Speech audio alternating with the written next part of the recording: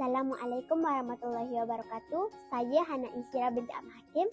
3 minit resepi bersama saya, Hana. Hari ini kita ingin membuat koktel sumi. Bahan-bahan yang diperlukan ialah susu cair 125 ml, susu pekat 125 ml, sumi, nata de coco, buah laici dan air batu. Pertama sekali, kita akan tuangkan susu cair 125 ml. Seterusnya, kita akan tuangkan susu pekat 125 ml.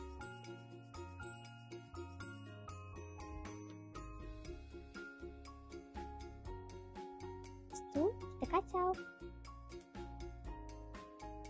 Kita kacau sampai sebati.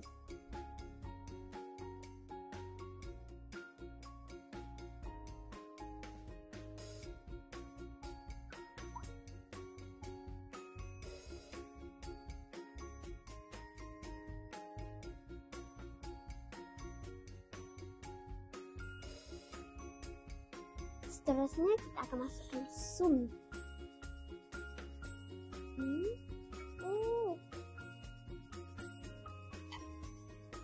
Tadi koko.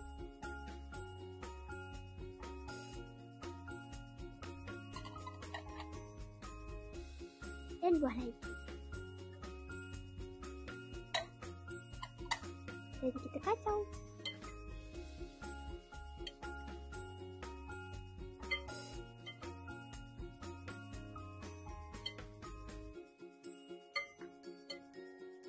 Sekali kita akan masukkan air batu. Belum, tumpah.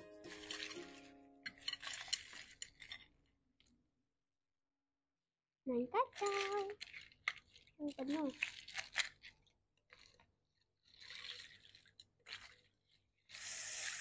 Penuh. Wow.